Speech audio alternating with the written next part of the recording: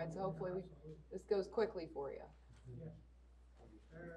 We are going to go over the brief exercises that I asked you to do for today, so let's do that first. Is that it? No, Oh, we're going to wrap up chapter 13 altogether today. that's right. You can hear it. Okay, so exercises 6, 7, and 8 is what I asked you to do. I know 9's highlighted, but we'll come back to that a little later. And if you need the page number, it's page 745.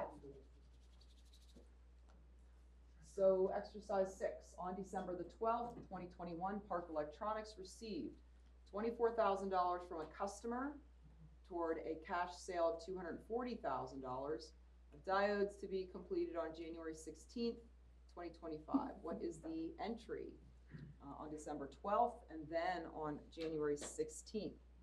So on December 12th, you got cash, right? And can you call that revenue? No. No.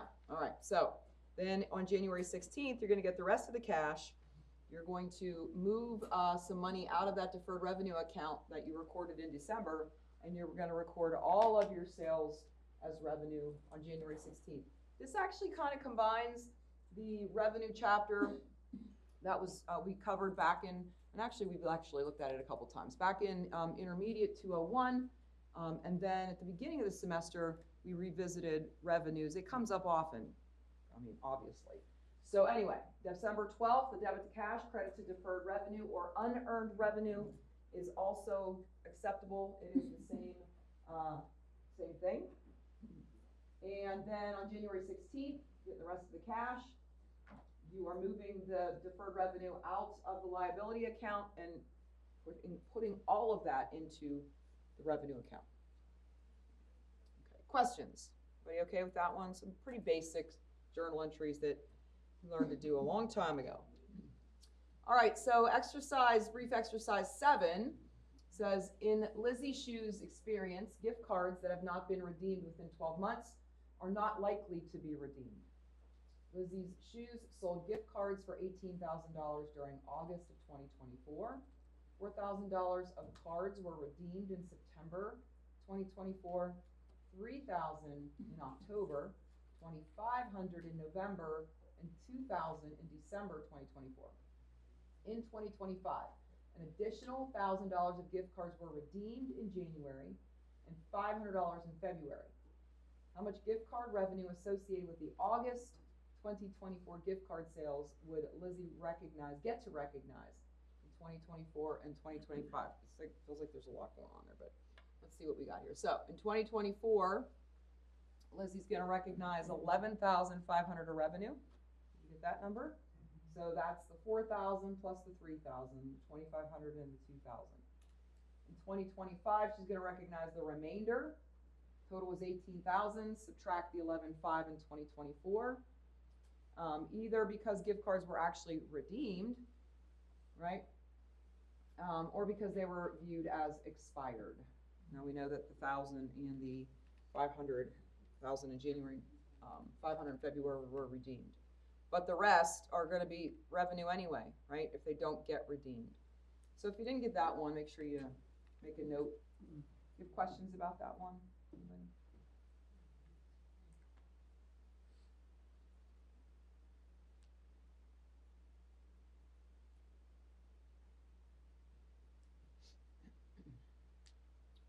Sure?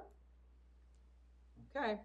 And then exercise 8, sales tax. During December, Rainy Equipment made a $600,000 credit sale. The sales tax rate is 6%. The local sales tax is 1.5%. Prepare the appropriate journal entry. And you can combine those rates, so that's 7.5%. And we have a debit to accounts receivable for the sum of the sales revenue plus the additional sales tax we're responsible for collecting. So debit to accounts receivable, credit to sales tax payable for 7.5% of the sales revenue of $600,000. They don't ask us for the journal entry, but when it's time to remit the sales tax, we will debit sales tax payable and credit cash for $45,000.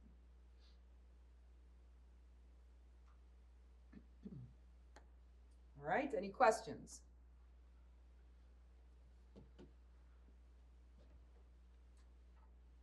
Besides, is class over yet?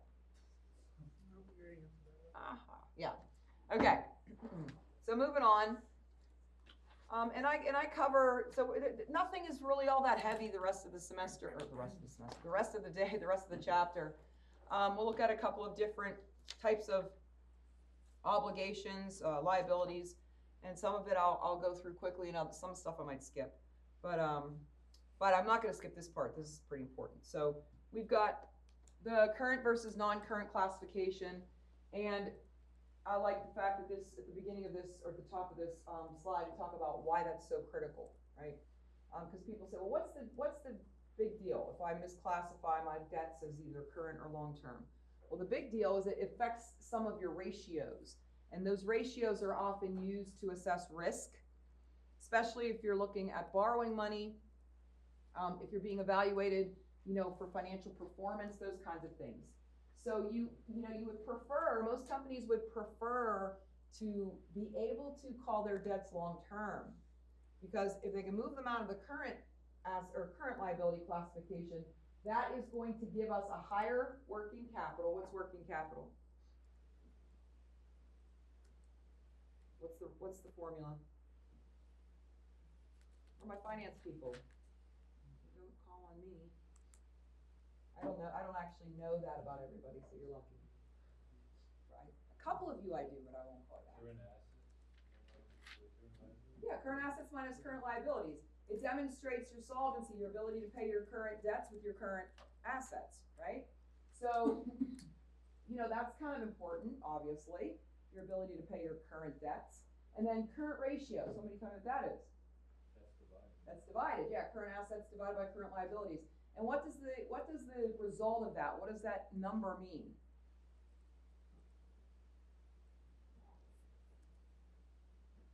What if I have a current ratio of 1?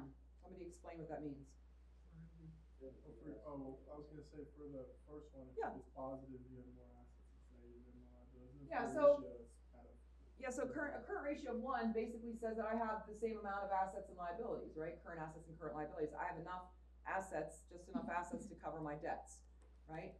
So if I had a current ratio of 1.2, then for every dollar of liabilities, I got $1.20 of assets. So you want it to be 1 or greater, right? And so again, the lower your current assets, for the most part, I mean, you don't want to have any kind of crazy amounts of, and some people might not agree with me, but I think a lot of people agree with me. You don't want to have like a 3.5 current ratio. Why not?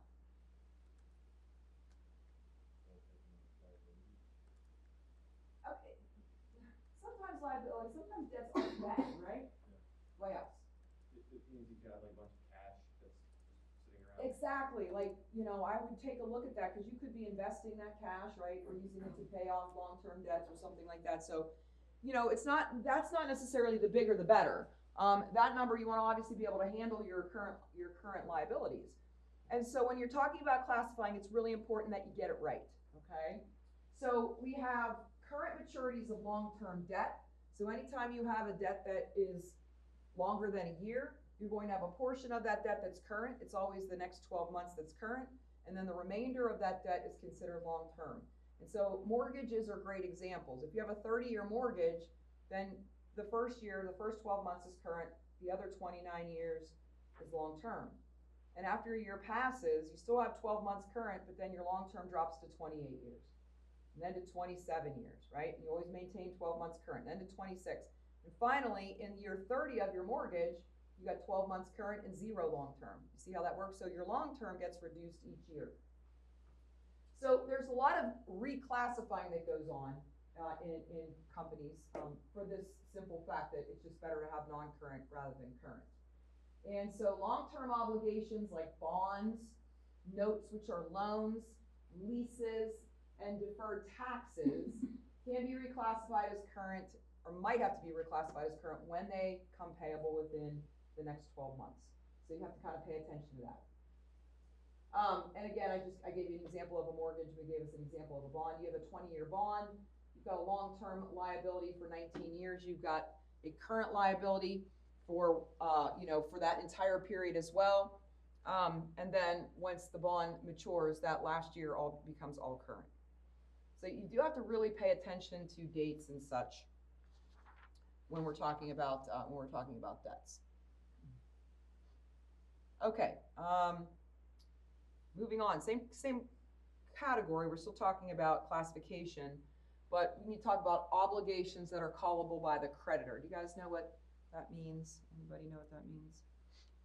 Yes. So, callable means, basically the creditor can ask for the loan back. Immediately, yeah. A lot of, so we talked about lines of credit, right? We talked about lines of credit. Lines of credit are often what's called callable, and that means due on demand. So at any given point in time, if the financial institution says, we want our money now, you gotta pay it, due on demand. So,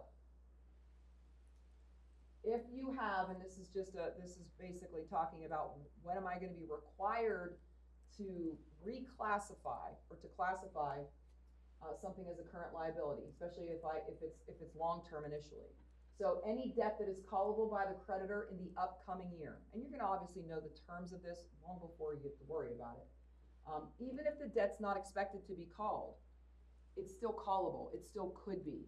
And so you've got to always call that current. When the creditor has the right to demand payment because an existing violation of a provision of the debt agreement makes it callable. So oftentimes if you violate some kind of provision in the contract, you might make the debt callable when it wasn't before. Okay? Debt is not yet callable, but will be callable within the year if an existing violation is not corrected within the specified grace period. So, you know, if you miss a payment and the bank or financial institution says to you, you have 60 days to make the payment, okay? You don't make payment within the 60 days, now that debt's current if it was long-term before. So it's tricky, it can be tricky. When you expect to refinance short-term debts, because again, we like to see our short-term debts become long-term if they can, because it does help some of our ratios. But if you have short-term debts that are expected to be refinanced, we talked about what refinanced meant. What does that mean? Who remembers?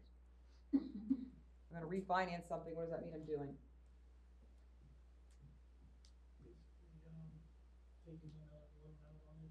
Yeah, remember I used the phrase robbing Peter to pay Paul, which is not really what I'm doing here, but I mean, I'm borrowing more money to pay off the current debt. Why would I do that? I mean, I gave you one reason, because maybe we can then reclassify something from short-term to long-term, gives us more time to pay, but why else? Yeah, better rates, right? Get a better interest rate, so you're gonna save some money long-term or overall on your repayment, right? So short-term obligations that are expected to be refinanced on a long-term basis can be reported as non-current, get them out of that current liability category if two conditions are met. Number one, the company must intend to refinance, and the company must actually have demonstrated the ability to refinance. So basically you have to have, you know, approval from the financial institution for what you're trying to refinance. That satisfies those two criteria. And it goes on to say that, right? You have an agreement between you and some other financial institution where you're able to demonstrate that. So let's look at an example here. And then move on. Graham Brothers Ice Cream. Oh, ice cream always sounds good. Had $12 million of notes that mature in May 2025, and also had $4 million of bonds issued in 1995 that mature in February 2025. So the 30-year bonds there, right? On December 31st, 2024, the company's fiscal year management intended to refinance both on a long-term basis. So they likely don't have the cash flow, maybe, to pay off both of those debts right away. And so that could be one reason that we're doing that. Okay. Then on February 7th, the company issued $4 million of 20-year bonds, applying the proceeds to repay the bond issue that matured that month. So in other words, they sold more bonds. They're going to take the proceeds from the sale of the new bonds that were sold on February 7th, and they're going to use it to pay off the 30-year bonds that are maturing, right? In early March, prior to the actual issuance of the 2024 financial statements, okay, in early March of 2025, prior to the actual issuance of the 2024 financial statements. So it's now March, and 2024 financial statements are not yet published. Is that normal? You guys talked about this in, maybe in one of Miss Kane's classes. It takes a long time to get your annual reports ready to be published. So it's not something that happens December 31st, 2024, here you go, there's your fund. No, that's not how it works. It's a lot of activity that takes place between the end of the year. You guys know from doing adjusting entries, and stuff takes time. So normally, I'm gonna give you an average of like 4 to 5 months is typical before you actually get a published annual report. 4 to 5 months after the ending date. Okay, that's just the average. So that's not unusual, okay? So anyway, in March, prior to the actual issuance, Graham negotiated a line of credit with the commercial bank for up to $7 million at any time. So that's up to $7 million they can borrow at any time. We talked about that. Any borrowings will mature 2 years from the date of borrowing. Excuse me. Interest is at the secured overnight financing rate. All right, so they're kind of looking at this here, and now we have current liabilities. They were 12, because up here it said they had 12 million of notes, right? They're gonna borrow up to 7 million and refinance that portion. So now 7 million of the 12 million moves into the long-term liability category. The bonds were being repaid with another issuance, so that now they're long-term again, because now they're back to 20 years.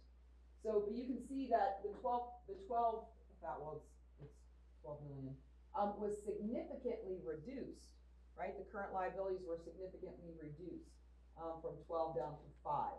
And so that's gonna substantially help some of those ratios that we talked about earlier. Questions? Okay, let me jump over to one more brief exercise here. And that's gonna be brief exercise 9. And then we'll move on. So it says, consider the following liabilities of future brands at December 31st, 2024, the company's fiscal year end. Should they be reported as current or long-term? Number 1, $77 million of 8% notes are all due on May 31st, 2028.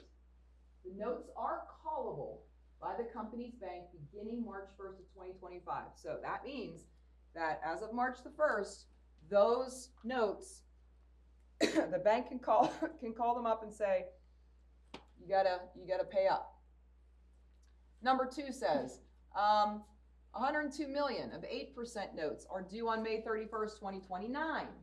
A debt covenant requires Future to maintain a current ratio of at least 2 to 1. So twice as many current assets as liabilities.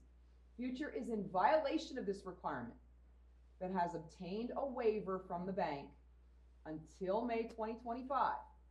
Since both companies feel Future will correct the situation during the first half of 2025. So basically, should these be reported as current liabilities or long-term liabilities? Let's start with number 1. What do you think? That one's pretty straightforward, right? Current. Why?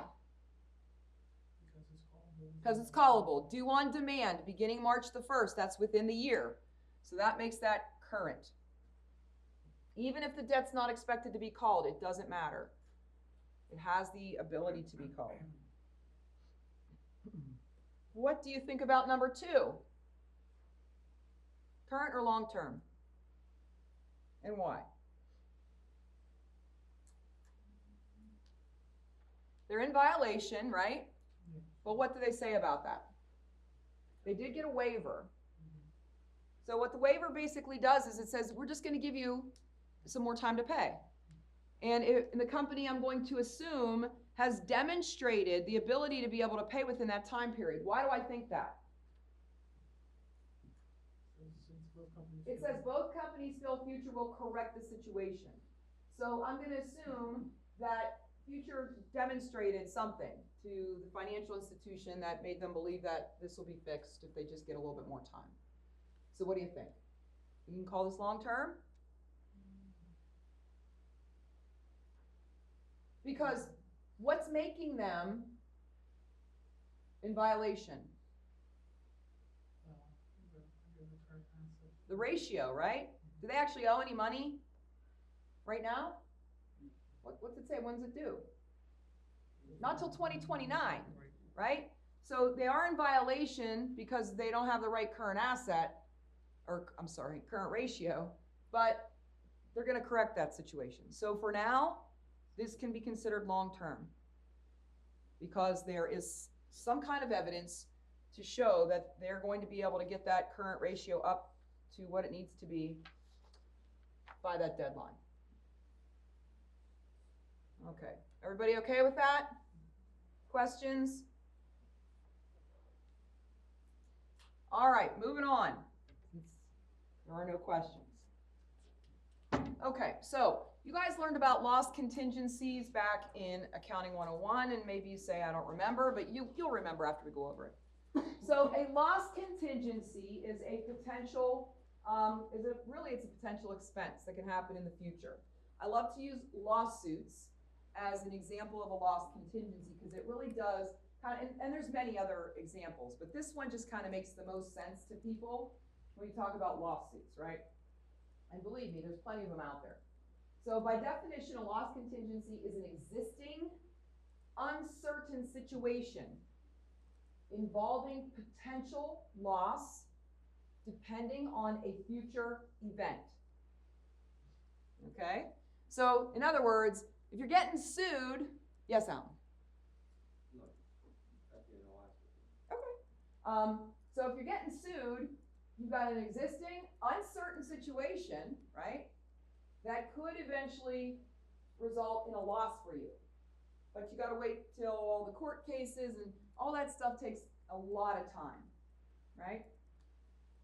What percentage of, well, I should say what percentage. How common do you think lawsuits are for most companies? Very common, yeah. I mean, I think we would be hard pressed to find a publicly traded company if we just randomly started picking and going on like looking at their financials and looking at the notes of the financial statements. We'd be hard to find one. We'd be hard pressed to find one that's not being sued for something. You know, any kind of manufacturer is going to get sued, right? Because people are idiots for the most part. I'm not saying that not every lawsuit is somebody just trying to make a buck, but there are those people out there. And also, you know, I always say, why do you think things have directions on them? Like, if you look at the direction, you're like, what idiot wouldn't take the plastic off of this before they tried to eat it? Why do you think there's a thing that says take the plastic off before eating? Why do you think? Because somebody tried to eat it with the plastic on it, and because it didn't have a little note that said take the plastic off, they got sued. Now, I'm not saying they got all kinds of money or whatever, but what happens in lawsuits? I mean, so you still got to get an attorney, right? There's court fees, so there's still somebody has to pay money somewhere. So a lot of these companies just do what? They like settle out of court. Here's your lump sum. Go away, leave me alone. And now I'll write a little directions on my package that say remove the plastic before eating. Okay. The McDonald's one. You guys ever heard this? This is kind of a famous case about an older woman who was severely burned by hot coffee at McDonald's. You guys ever hear about that one? Have you ever looked into? Because people are like, oh, what do you like? Okay, like coffee's not hot, right? Who doesn't know that? There's a lot more to that case. It was like it was like boiling. I mean, you know people like that. They can like drink just really like hot stuff. My dad was like that. Like make soup or whatever, and he'd be like, it's not hot enough, and I'm like, I don't even know how you're putting that in your mouth. Like the way that there are people like that, right? But yeah, so lawsuits, and this is very common. You'll see some examples. But anyway, the question is when do we actually have to do a journal entry for the lawsuit? Like, what does GAAP say we've got to do with the information, especially if we're getting sued all the time? So what the word contingency means is dependent upon. The word contingent means dependent. So whether or not you incur a loss is dependent on some future event happening. Whether you record it as a liability, and again, remember, this chapter is all about liabilities. So I mentioned the other day, any journal entry you do, the first entry should have a credit to some liability account. So with contingencies that get recorded, this is basically the journal entry. we're debiting some loss account, which is the equivalent of debiting an expense account, and crediting some liability account. And that's the most general entry that I can give you. But when do I actually have to do this? Well, there are two situations or two criteria we got to consider. Number one, the likelihood that the confirming event will occur. Okay, it's like I'm getting sued, but what's the likelihood that I'm going to end up being held responsible? Well, GAAP requires that likelihood be categorized as one of three things, and this can be tricky. Probable, which means the confirming event is likely to occur. Reasonably possible, the chance of the confirming event will occur is more than remote but less than likely.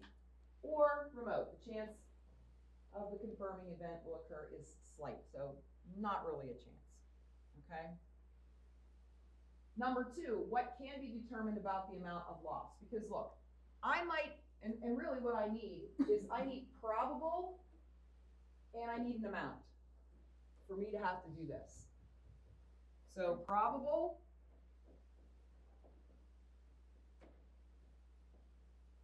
and I have to be able to estimate an amount. I can't have a journal entry without dollars, right? I can't record a journal entry without an amount. Now, go to the next slide. Actually, I guess that's all I put in there. If I don't have those things, okay? If I don't have a probable likelihood and an amount, then I can't journalize, right? What I will do also with this is a disclosure note. So I gotta talk about it because this journal entry doesn't tell the reader of my financial statement much about anything. Think about automobile manufacturers. Can you imagine the amount of lawsuits that they probably see in any given year, right? And you sometimes you have recalls that turn into lawsuits because of whatever wasn't managed or handled right. But anyway, so this is when we record, right? If something is reasonably possible, or we can't determine the amount of the loss, all we do is we record and we provide information in a disclosure note. You still got to talk about it. You still got to make people aware of the potential loss that you might have. If the possibility is remote, you don't have to do anything, okay? But disclosure note comes when it's probable and you can estimate an amount, and a disclosure note comes if you can't estimate an amount, but it's probable or reasonably possible. The only time you don't have to do anything is when the chance is remote. So here's an example, General Motors, which would make sense, right? Because we got General Motors, automobile manufacturer. Commitments and contingencies, in part. It says various other legal actions, including class actions, governmental investigation, claims and proceedings, are pending against us, or our related companies or joint ventures, including matters arising out of alleged product defects, employment-related matters, product and workplace safety, vehicle emissions and fuel economy regulations, product warranties, financial services, dealer, supplier, and other contractual relationships, government regulations relating to competition issues, tax-related matters not subject to the provision of Codification 740, product design, manufacturer performance, consumer protection laws, environmental protection laws, laws regulating emissions, water discharge, waste management, and environmental remediation. In other words, everybody's suing us. Get in the back of the line. That's what you got to say. And it's not uncommon. It's not uncommon. So let's look here real quick. It says, which of the following is not true regarding loss contingencies? So a loss contingency arises when there is uncertainty about whether a past event will result in a future loss. That is true. U.S. GAAP requires the likelihood of the future event to be categorized as probable, reasonably possible, or remote. That is also true. We just read that. Companies are required to account for a loss contingency when the event that gave rise to it occurred before the end of the fiscal year. That is actually not true, by the way.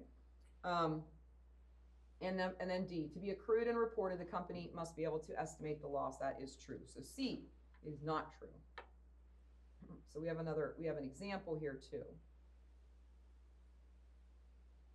So in other words, let me read that. It says, companies are required to account for a loss contingency when the event that gave rise to it occurred before the financial statement date, which will be after the end of the fiscal year.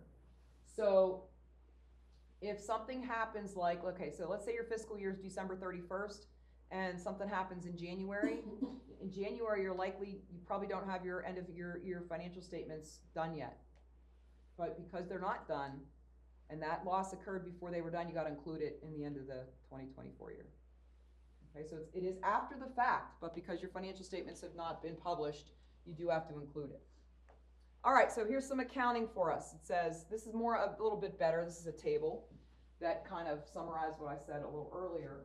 So here's likelihood, probable, reasonably possible, remote. And then you have the known amounts. You can estimate it or you can't estimate it at all. Reasonably estimated, right? So if it's known, you know what it is. Like I'm getting sued for $5 million or something like that, right? Then we accrue. And I kind of lump these two together just because to me, known and reasonably estimated kind of are the same thing. That's when you record, just like I wrote here. And you also must include a disclosure note. If you can't reasonably estimate it, you can't do a journal entry. You need an amount for a journal entry. So all you do is disclose the information in the notes of the financial statements. Like I said, and then I said earlier, reasonably possible disclosure. Right? It doesn't matter if you can come up with an amount or you can't come up with an amount, you still got to talk about it. And remote, no disclosure is required. You can just pretend like it's not happening. I kind of already, gave you the journal entry for the loss contingency. If it's resolved using a non-cash asset, you can obviously, so I have a liability there, but you can also give up an asset like cash or some other property, plant, and equipment, something like that. Okay, any questions on contingencies?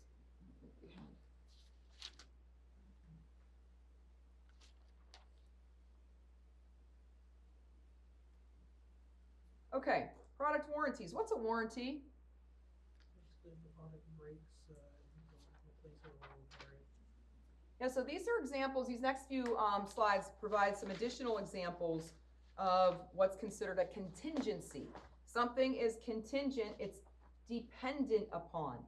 So give me an example of when, or give me an example of how that works with a product warranty. Go ahead. So, say you buy a brand new car. Okay, you buy a brand new car. You get like a 5-year, 60,000 mile warranty. Okay, you get a 5-year, 60,000 mile warranty. And let's just say that the alternator goes out. Okay. And then you go to the shop and they'll send in a request, they'll send a brand new alternator and they'll pay for it. Yeah, so you're right. So it usually some kind of repair or labor, right, associated that you don't have to pay for. But when you buy the car, the day you buy the car and drive it off the lot, do you know exactly if or when you're going to have to take advantage of your product warranty? No. But the car dealer, right, if you're thinking of the dealership, they're the ones that have the possible contingency, right? What is it dependent on? Well, it's dependent on whether your car breaks down and whether it falls under the warranty guidelines, right? So as you leave the lot, the dealer may or may not have to satisfy a warranty obligation. Okay, so keep that in mind as we kind of look at, and I think we'll look at a couple journal entries. I don't know that I'll have you do them, but so most products come with some kind of a guarantee, and that's just to ensure high quality, that kind of thing.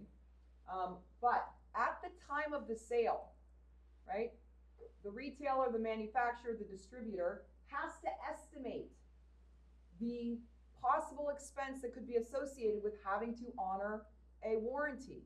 So you drive your car off the lot, and the dealer has to say, I gotta estimate right now today what warranty costs I might have associated with this car that this person's driving off the lot. Okay. Because expenses belong in the same period of time as the revenue that was recorded.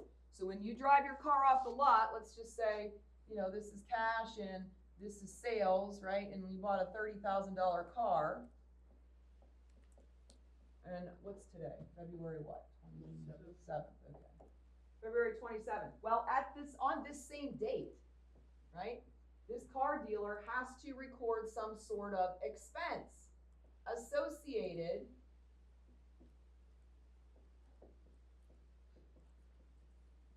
with potentially paying out some kind of warranty claim. Okay. Now, what's a guarantee? Well, because that can be a little confusing. Guarantees are very similar to warranties. They're not necessarily,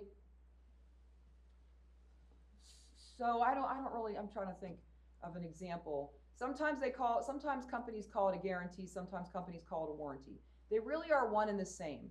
Not to be confused with buying an additional service contract that you actually pay for. You see, you're not paying extra, or at least not outright, for the warranty, right? You pay the sales price of the car, but like the warranty is not a separate line item or anything that you're paying for. It's just part of purchasing a new car. So think of warranties and guarantees kind of one and the same. But this is what we call, right here, this is a loss contingency. But the thing is the expense belongs in the same period of time as the sales revenue that was generated. So it's very difficult to predict. So what we usually do is we take an estimate for the entire year, and we work it that way. So let's take a look at an example here, because that's the best way to do it.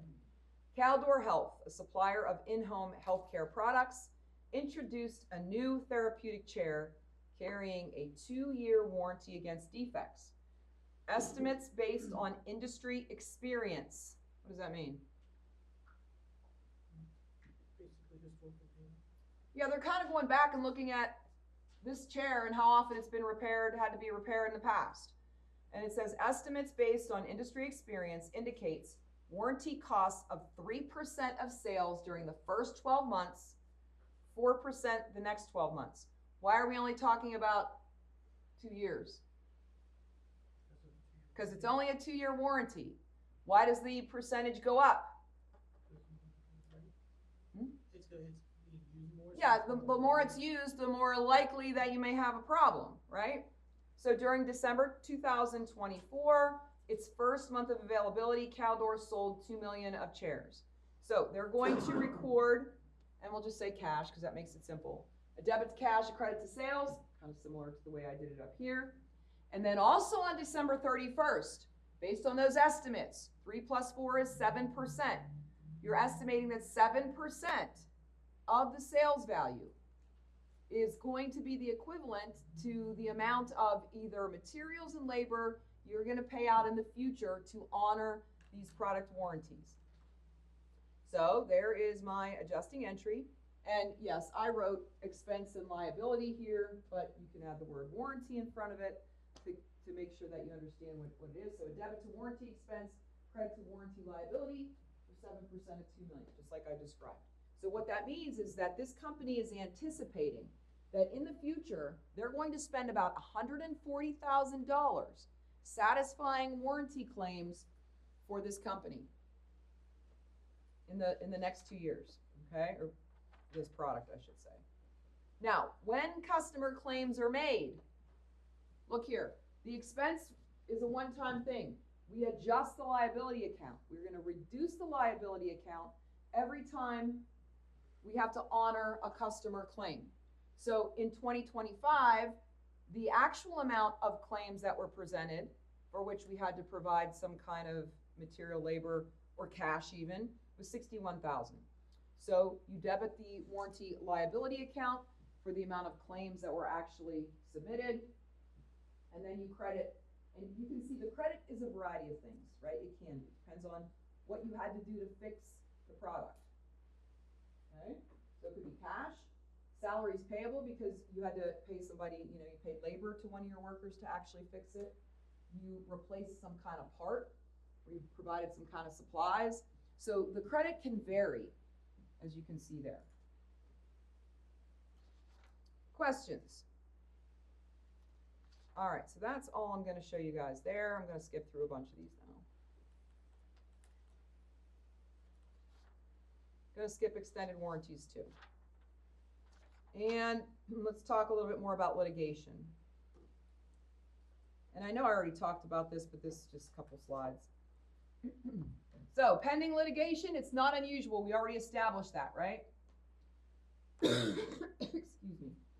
Accrual of a loss from pending or ongoing litigation is rare because the outcome is often very highly uncertain. You could go back and look at some really interesting cases like cigarette companies, tire manufacturers, airbag manufacturers. When people start dying, then you start seeing kind of the numbers. Anyway, oftentimes loss is not recorded until after the ultimate settlement because it's very difficult to come up with an amount.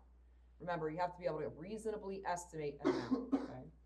So here's some example, another example, excuse me. As of December 2019, the firm, this is from JP Morgan, by the way. The firm and its subsidiaries and affiliates are defendants. Putative defendants or respondents in numerous legal proceedings, including private, civil, litigations, regulatory, government investigations. The firm believes the estimate of the aggregate range of reasonably possible losses is in excess of reserves established for its legal proceedings is from 0 to 1.3 billion. This estimated aggregate range was based upon information available as of that date. And at that's the point in time which that amount could be reasonably estimated. But they're not recording anything yet because they don't really have an amount to do so. This is Yum Brands. Even after a firm loses, it may not make an accrual. Let's see. January 29th, 2020, special director issued an order imposing a penalty on certain former directors of approximately Indian rupee 11 billion, or approximately $156 million. Of this amount, approximately 150 million relates to the alleged failure to invest a total of 80 million in India within an initial 7-year period. We've been advised by external counsel that the order is flawed and that several options for appeal exist. We deny liability and intend to continue to vigorously defend the matter, which is why they're saying they're not recording anything. Okay. So a lot of times appeals hold these things up and those can go on forever. So anyway, here's one for Starbucks. So this is one where we talked about like the end of the year. So, well, you've got the cause of loss contingency. I don't know, somebody spilled hot coffee on me. Starbucks. Here's the end of the fiscal year, okay? Obviously the loss did happen before the end of the fiscal year, but there's a lot of uncertainty surrounding the loss. There's clarification though before the financial statements are published. Okay, so on December 6th, 2010, Kraft commenced a federal court action against Starbucks. Blah, blah, blah, district court. Okay, the arbitrator ordered Starbucks to pay Kraft $2,227.5 million in damages, right? Plus prejudgment interest and attorney fees. We have estimated prejudgment interest, which includes an accrual to the estimated payment date, and attorney fees to be approximately $556.6 million. As a result, we recorded a litigation charge of $2,784.1 million in our fiscal 2013 operating results. It's a lot of money. I don't know what that was all about, but anyway. So again, you have to pay attention to dates, but you also have to pay attention to when the financial statements are made available. And there's another one for Coke. I won't read that, but anyway, you can see, guys, that this is not uncommon, right? Okay, I'm gonna skip the COVID stuff because that gets annoying after a while. Gain contingencies. I'll say a couple things about gain contingencies. So just like you can be the loser in a lawsuit, you can also be the winner. Nobody's too excited about that. So if you sue somebody and you win, it's like income. However, we operate under conservatism. What does that mean in accounting?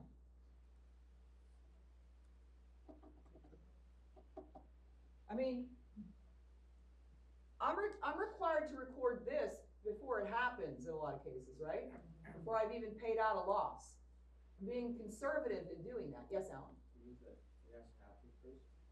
Yeah, so in this case, you don't get to record a gain until you actually win the lawsuit and get the money. So even with the loss, we're recording it even though we haven't paid anything out yet. In some circumstances, we have to record it. But a gain contingency is an uncertain situation that may give you revenue, okay, because that's what a gain is like. But we do not record them until we receive, until we actually win the case.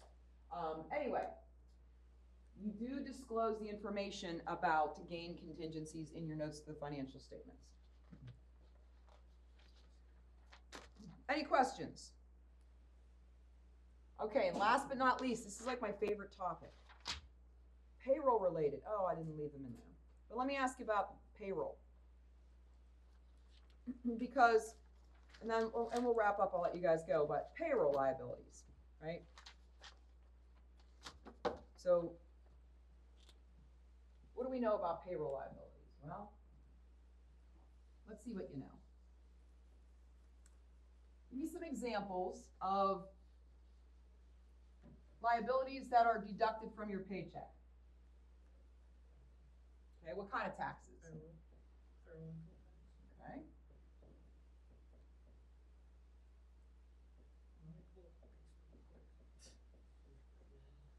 You got federal income tax. Social Security. Okay. Social Security. What else? I'm glad somebody said that. It's Medicare. Who can tell me the difference between Medicare and Medicaid? What's that? Which one, isn't Medicaid for like older people or? No, that's Medicare. All right, see, this is why I like to talk about this, because you guys, you get paid, you look, you glance at your paycheck, you're like, yeah, I didn't, they took out all this money for me, and then you move on. So you really want to understand what's being deducted from your paycheck, right? So federal income tax currently is a progressive tax system. What does that mean? The more money you make, the more you pay. And you have to make at least a minimum amount of money before your wages are taxed at all, right? And I can't give you a number because it depends on your filing status, dependency status. It depends on a lot of things. But do you guys know when you go get a job and you fill out what's called a W-4?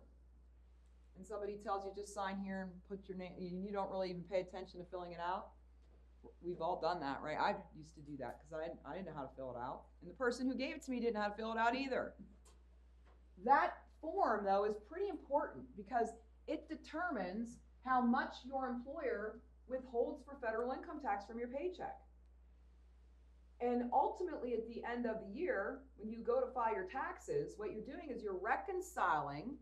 A tax return is a reconciliation, almost like a bank reconciliation. You are reconciling the amount of money that your employer withheld from your paychecks all year with the amount that you owe to the government. If your employer withheld too much and sent that money to the IRS, you get a refund. If your employer didn't withhold enough, you owe money. Or if you earned money some other way, like maybe you sold stocks and things like that, obviously your employer is not responsible for withholding federal tax on those, but you may owe for that reason, okay? So that's what this is all about here. These are what we call, and there's more of these, I don't know why I didn't include them, but you have your state income tax, and you got your local, right? In some states, you might have some unemployment taxes. Depends on the state. Unemployment, there we go. Not all states. These are what I call involuntary. What do I mean by that? Yeah, like I don't get to decide, oh, you know what, I don't really think I want you to withhold that from my paycheck. These are not, now, if you don't make enough money to fall into, having with federal income tax withheld, then you might not have any of that. But let's talk about Social Security and Medicare, because these two are often listed on your paycheck as OASDI tax. Anybody know what those stand for? There are basically three benefits that get paid out of Social Security. What's the one thing that we associate Social Security with all the time? Retirement. Or old people. You can say that, right? OA actually stands for old age. I don't know where they're getting 62 being old, but hey, whatever. Usually start withdrawing or taking Social Security at 62, okay? So that's one benefit that gets paid out of Social Security. DI is disability. If you're receiving Social Security disability, you're probably permanently disabled, and that's another benefit that can be paid out of here. Children can receive this payment too. Okay, it's tough to get though. I mean, I don't know a whole lot about it personally. What's S?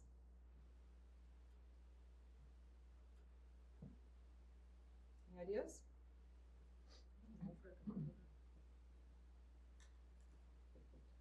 Survivorship benefits. If you are the dependent under the age of 18 of a parent who dies before you turn 18, you are eligible for Social Security benefits as a survivor.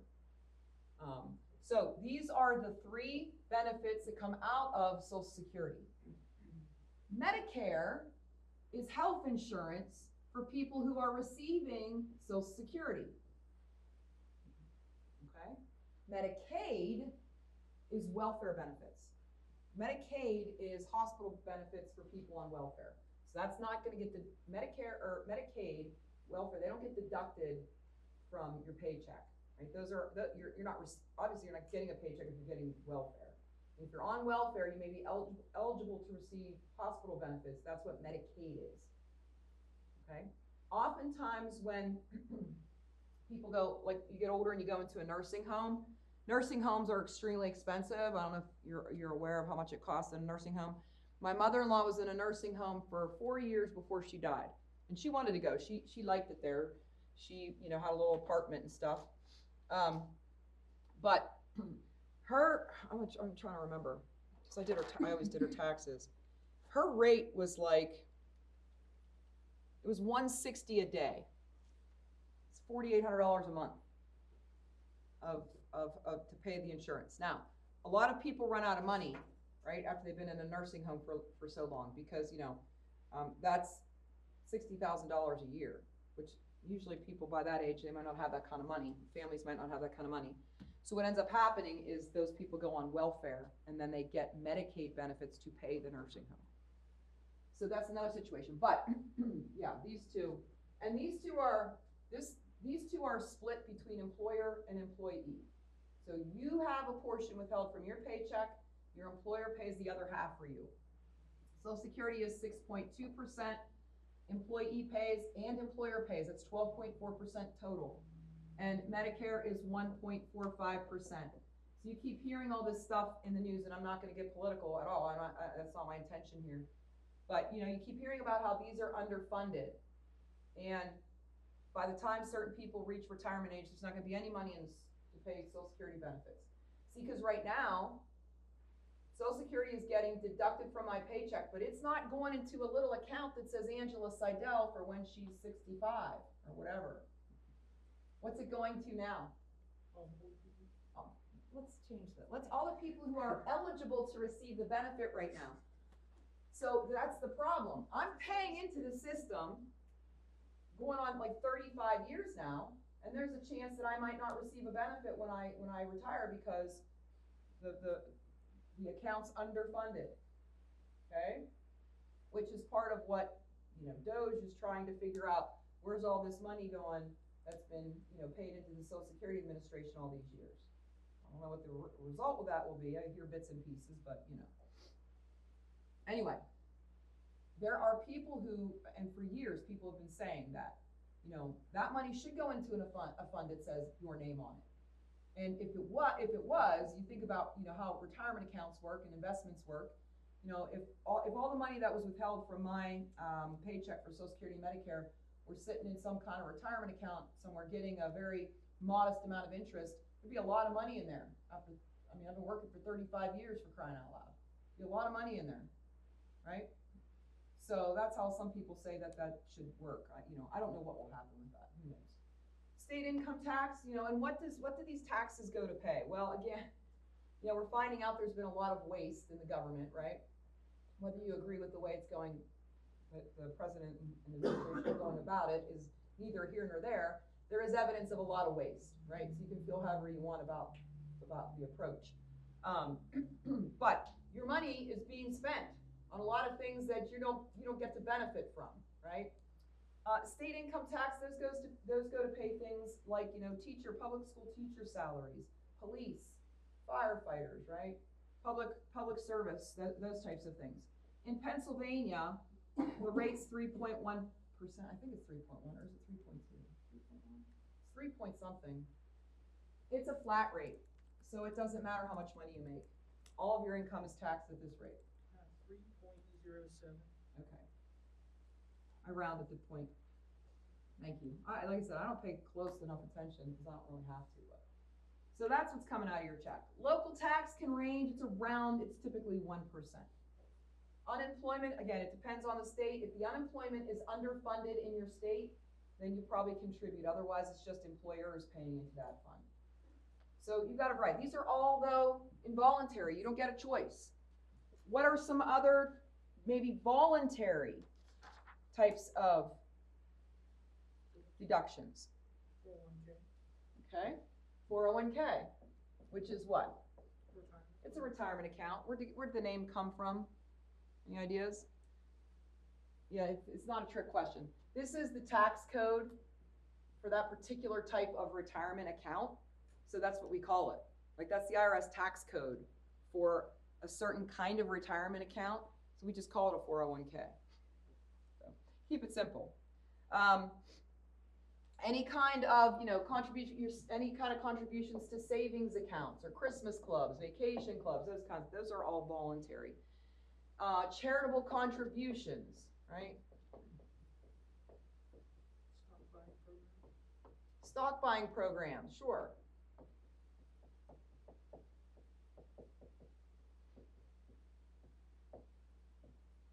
One thing I didn't put over here that could be, and I hope none of you might run into this, but child support.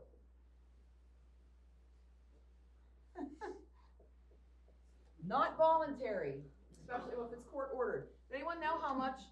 And I hope this amount hasn't changed because honestly I haven't looked at it. But I used to do some payroll for someone, and there were a couple folks that had child support payments. The maximum they can take from your weekly percentage. You may know. It used to be, and I don't know if it still is.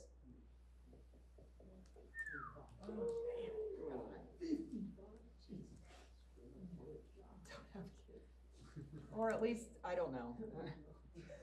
Let's not go there. Yeah, and that's Pennsylvania, and I don't know that varies. You ever watch like what's that show where that's what it is? It's like about child support. And no, you guys ever watch that? Like it's the Judge somebody.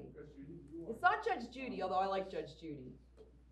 You listen. People are like, she's so mean, and I'm like, okay, if you're going on Judge Judy, first of all, you're getting paid. Second of all, you already know what Judge Judy's like. It's your fault. It's your own fault. Like, if you're going on there to be abused, it's for entertainment purposes, right? Don't feel bad for those people. They know what they're getting into. It's 60%. Judge somebody. Oh, I can't remember. But she's really. No, it's not Judge Judy. It's another woman who does like just child support stuff. And it's so fun to watch. It's fun to watch because people usually end up not liking the outcome of that.